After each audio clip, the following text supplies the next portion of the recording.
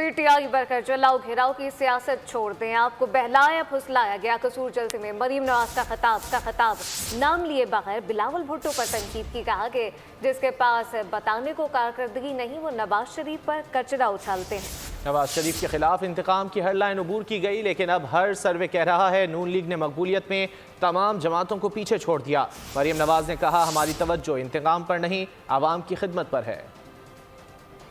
سب کو یہ دعوت دیتی ہوں کہ آؤ ظلم کا، انتقام کا، جبر کا مار دو مر جاؤ، جلاؤ گھیراؤ کا باب اب بند کر دیں۔ میں تحریک انصاف کے نوجوان کو بھی یہ کہنا چاہتی ہوں کہ نفرت کی سیاست کو آج ہمیشہ کے لیے دفن کر دو۔ آپ کو ورغلایا گیا، نواز شریف کے مخالفین نے آسان طریقہ ڈھونڈ لیا مشہور ہونے کا اور اپنی کارکردگی چھپانے کا، کچھ اور کہنے نہیں آتا تو نواز شریف پر تنقید شروع کر دو۔ پچھلے 6-7 سال میں نواز شریف صاحب کی خلاف انتقام کی ہر لائن کراس کی گئی۔ سروے آئے ہیں جو کہہ رہے ہیں کہ اس وقت مسلم لیگ نون مقبولیت میں تمام جماعتوں کو پیچھے چھوڑائی ہے۔ میں خواب دیکھتی ہوں ایسے پاکستان کا جہاں حکومت کی توجہ انتقام پر نہیں ہمیشہ خدمت پر مرکوز ہو۔